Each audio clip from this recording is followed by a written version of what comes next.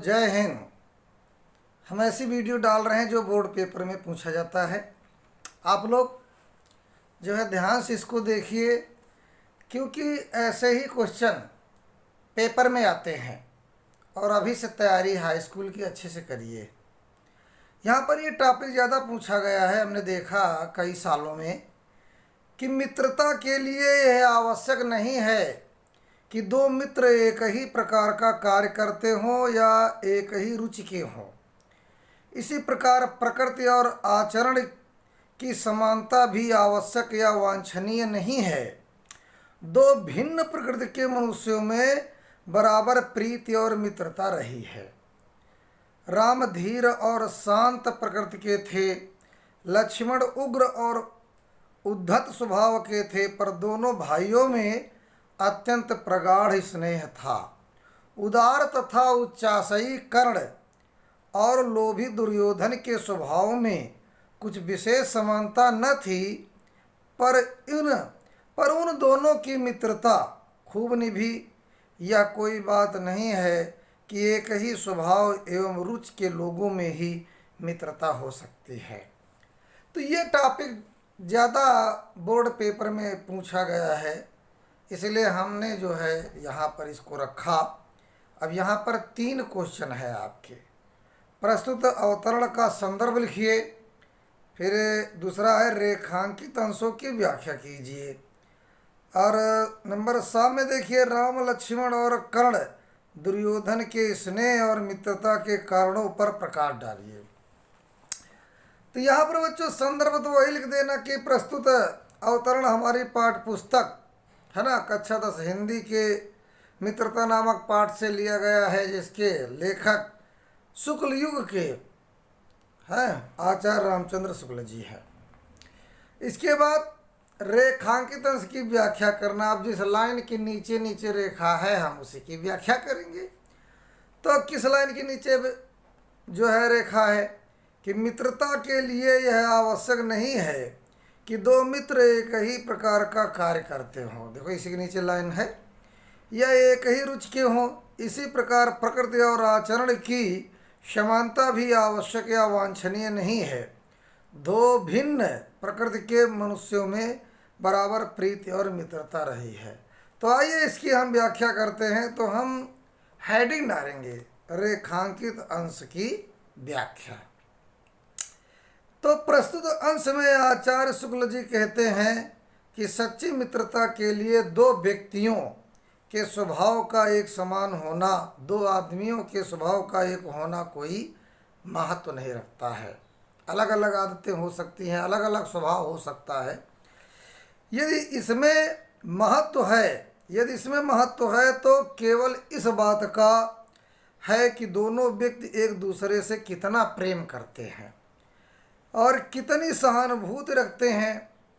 यदि वे ऐसा समझते हैं तो विपरीत स्वभाव का होने पर भी उनकी मित्रता सच्ची सिद्ध होती है, और यदि वे ऐसा नहीं समझते हैं तो समान स्वभाव का होने पर भी मित्रता नहीं निभ सकती। राम लक्ष्मण एवं कर्ण दुर्योधन के दृष्टांत इस तथ्य के उदाहरण है। इसके बाद बच्चों देखो, हम ये बताना चाहते हैं कि अलग अलग आदतें हैं, अलग अलग स्वभाव होते हुए भी उनमें मित्रता खूब निभती है। यहाँ पर राम और लक्ष्मण का उदाहरण दिया। राम जो है शांत स्वभाव के थे, लक्ष्मण उग्र स्वभाव के थे, लेकिन दोनों में खूब मित्रता निभी। उसी प्रकार से कर्ण दानी था, वो दान देता था लोगों को। कोई चीज़ कोई उसे मांगता था वो दे देता था। और दुर्योधन लालची था, लेकिन दोनों में खूब मित्रता निभी। इसके बाद अगला क्वेश्चन है कि राम लक्ष्मण और कर्ण दुर्योधन के स्नेह और मित्रता के कारणों पर प्रकाश डालिए।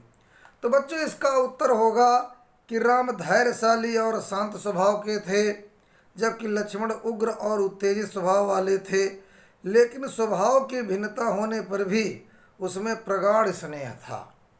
इसी प्रकार कर्ण महान विचारों वाले महादानी थे, जबकि दुर्योधन स्वार्थी, लोभी, अति महत्वाकांक्षी थे। फिर भी दोनों में प्रगाढ़ स्नेह था। इनमें इस अटूट स्नेह शक्ति संबंधों का एकमात्र कारण इनके मध्य उत्पन्न हुई सहानुभूति ही थी जो उनके विपरीत स्वभाव की खाई को पाट कर उनमें प्रेम को जागृत करती है, उनमें प्रेम उत्पन्न करती है, जागृत करती है। इसके बाद बच्चों का एक क्वेश्चन और दे रहे हैं जो अक्सर पेपर में पूछा जाता है और विद्यालय में भी और उसको पूछा जाता है कि विश्वास पात्र मित्र को जीवन की एक औसत क्यों कहा गया है।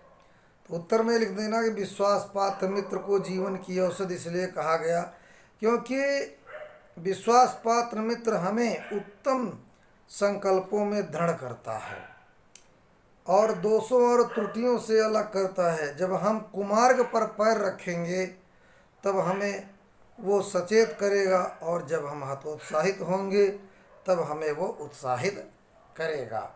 और इसके बाद बच्चों एक क्वेश्चन और लिख देना कि लेखक कैसे लोगों से बचने की हमें शिक्षा देता है। तो लेखक ने हमें ऐसे लोगों से बचने की शिक्षा दी है जिनका हृदय नीचाशयों यानी कलुषित और कुत्सित विचारों से कलुषित है। ऐसे लोगों से लेखक हमें सतर्क करना चाहता है। अगला क्वेश्चन है कुसंग का ज्वर। कुसंग का ज्वर सबसे भयानक होता है, लेखक ने ऐसा क्यों कहा है। तो कुसंग का ज्वर सबसे भयानक होता है क्योंकि यह केवल नीति और सद्वृत्ति का ही नाश नहीं करता बल्कि बुद्धि का भी क्षय करता है। तो इस प्रकार से बच्चों तैयारी करते रहिए अच्छे से और जिससे आपके पेपर में अच्छे नंबर आएँ। धन्यवाद।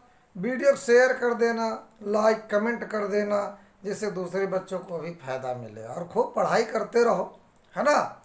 और एसपीजी क्लासेज की वीडियो देखते रहो। धन्यवाद। एक मैंने और चैनल चालू किया है, उसका नाम है एसपीजी मैथ। उसमें एसपीजी मैथ में अगर आप यूट्यूब में एसपीजी मैथ सर्च करोगे तो वहाँ पर एनसीईआरटी के मैथ के क्वेश्चन आपको मिलेंगे और हमने वही लगाए हैं जो पेपर में अक्सर पूछे जाते हैं। तो एसपीजी मैथ आप सब्सक्राइब कर लीजिए, उसमें हम मैथ की क्वेश्चन डालते हैं। धन्यवाद।